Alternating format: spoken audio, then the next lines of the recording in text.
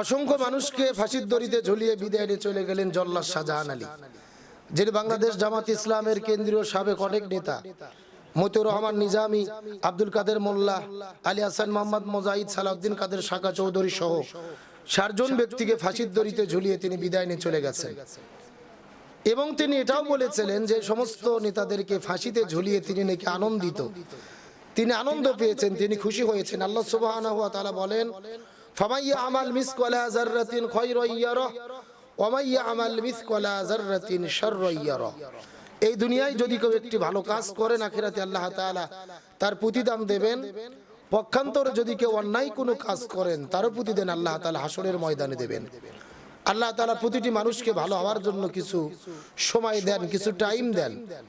কিন্তু জল্লাদ শাহজাহানকে আমরা দেখেছি তিনি মুক্তি পাওয়ার পরেও এই কিছুদিনের মধ্যে তার কর্মকাণ্ড এবং কার্যাবলীর মাধ্যমে যা দেখা গিয়েছে তা আসলে একজন মুসলিম হিসেবে তার কাছে আশা করা যায় না। যে আপনারা শুনেছেন আলোচিত এক জল্লাদ নাম হলো শাহজাহান, শোনেননি আপনারা? এই শাহজাহান জল্লাদ বের হয়েছে একটা চায়ের দোকান দিয়ে, দিনটা ভালোই যাইতেছিল বেচারা। তো হঠাৎ করে চিন্তা করলো একা একা জীবন যায় না, জীবন সঙ্গিনী দরকার। জল্লাদ হইলেও মনের ভিতরে একটু ভাব চাপছে, একটু বিয়ে করবে। এই আশায় একটা মেয়েকে বিবাহ করেছে। সেই মেয়েটা বিবাহ করার পরে ২-৪ দিন সংসার ভালোই চলতেছে। হঠাৎ করে দেখে মেয়েটা টিকটকে আসক্ত, টিকটকের নেশায় সবসময় টিকটক ভিডিও করে। তো কিছুদিন আগে সেই মহিলাটা বিবাহ করেছে, আবার কয়েক মাস সংসার করতে না করতে সেই মহিলাটা সুযোগ বুঝা জল্লাদ শাহজাহান এই জেলখানা থেকে বের হয়ে যাওয়ার পরে এই জল্লাদ শাহজাহান একটু যা কিছু করছিল, কি টাকা পয়সা যা ছিল সব গাট্টি গুটি নিয়ে মেয়েটা তার সংসার থেকে ভাগিয়ে গেছে, পালিয়ে গেছে। এখন জল্লাদ শাহজাহান বিচার চাইতে যে আমার বউ নাই, আমি আমার বউয়ের বিচার চাই। সে আমার যা কিছু ছিল সব নিয়ে ভাগিয়ে গেছে। চিন্তা করেন, জল্লাদ মানুষ নিজের হাতে কয়েকজন মানুষের ফাঁসি কার্যকর করেছে। দিলটা কত কঠিন। দুনিয়াতে আসার পরে বুঝতে পেরেছে জানা এই জেলখানার জীবন থেকে বের হওয়ার পরে এই দুনিয়াতে আসার পরে চিন্তা করছে একা একা চলা যায় না, বউ দরকার। বিয়েও করেছেন কিন্তু জানে না, জল্লাদ শাহজাহান জানে না যে এখনকার মা বোন আর আগের মতো নাই। কথা কোন ঠিক না? এখন জল্লাদ শাহজাহান যে টিকটকার মেয়েটাকে বিবাহ করেছে, মেয়েটা সুযোগ বুঝা গাট্টি গুট্টা যা আছে সবকিছু বান্ধে নিয়ে ভাগে চলে গেছে। এখন সে আদালতে যাইতেছে, আমার বিচার করে দেন, আমার বউ ভেগে গেছে, সব কিছু নিয়ে চলে গেছে। তার মানে চিন্তা করেন, জল্লাদ শাহজাহান একটু বিয়ে করেছে, বউটার বয়স কিন্তু খুব বেশি না, বয়স একটু কম ছিল। মেয়েটা টিকটকের নেশায় এতটা আসক্ত ছিল।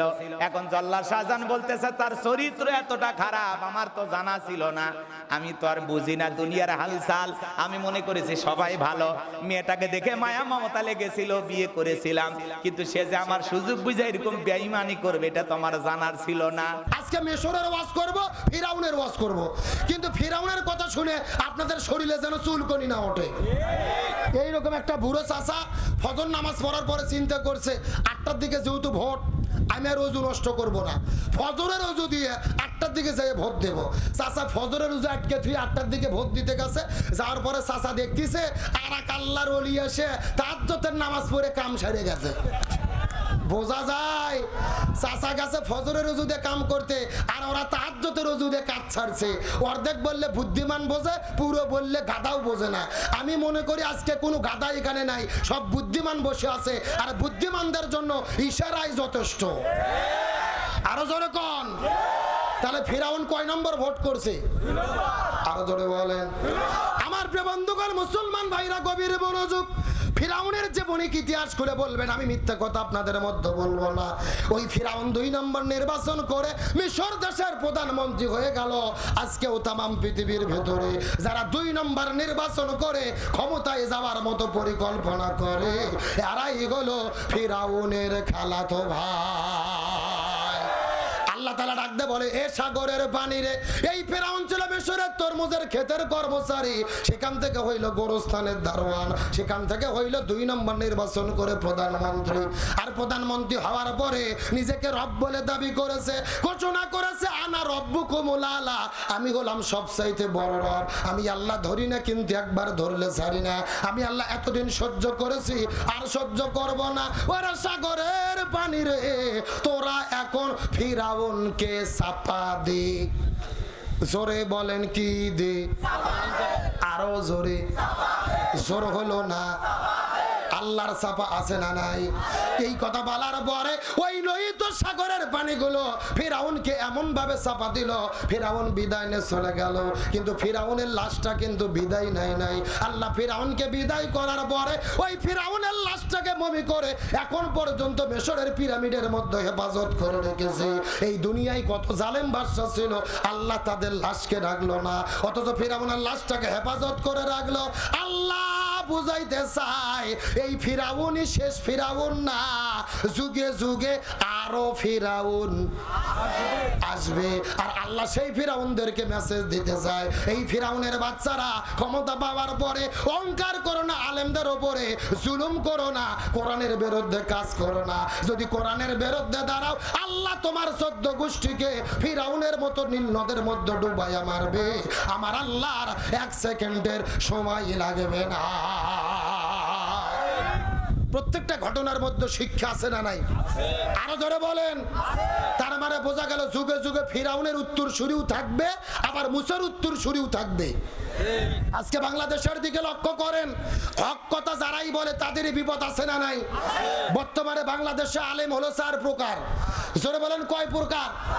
1 নম্বর সরকারি, 2 নম্বর তরকারি, 3 নম্বর দরবারি, আর 4 নম্বর হলো দরকারি। কয় প্রকার বলছি? আরো জোরে বলেন। এ আপনার মুসলমান গভীর মনোযোগ। বর্তমানে বাংলাদেশের হুজুরগুলো হলো 4 প্রকার। 1 নম্বর সরকারি, 2 নম্বর তরকারি, 3 নম্বর দরবারি, 4 নম্বর দরকারি। সরকারি হুজুর কাকে বলে আমার দিকে লক্ষ্য করে ভালো করে বোঝার চেষ্টা করবেন। সরকার যদি বলে মসজিদে নামাজ পড়া যাবে না, এরা বলে ঠিক আছে। ঈদের দিনে মাঠের মধ্যে নামাজ পড়া যাবে না, এরা বলে ঠিক আছে। তার মানে উপর থেকে যেই সিদ্ধান্ত হয় ওরা ওটাকে সমর্থন করে। এইরকম সরকারি হুজুর আছে না নাই? এ কথা কর না কে? দুনিয়ার স্বার্থ রক্ষা করতে গিয়ে এমন হুজুর আছে মাথার টুপি দিয়ে প্রধানমন্ত্রীকে বসে রেখে ফতোয়া দেয়, মাননীয় প্রধানমন্ত্রী আপনি জান্নাতি। আছে না নাই? আমার দেশের প্রধানমন্ত্রীও কিন্তু চাইনি যে আমাকে জান্নাতি বলুক। এ মারতে গেছে তেল পাম। কথা কর না কে? তেল পাম মারতে যে প্রধানমন্ত্রীকে জান্নাতের সার্টিফিকেট দিছে। কে রে বাটপার, তুই তো জান্নাতে যাওয়ার গ্যারান্টি নাই। কথা কর না কে? জান্নাত কি মামুর বাড়ি খিচুড়ি যে 2 প্লেট বেশি করে খেলাম? তাহলে বোঝা যাচ্ছে এইরকম সরকারি হুজুর আছে না নাই?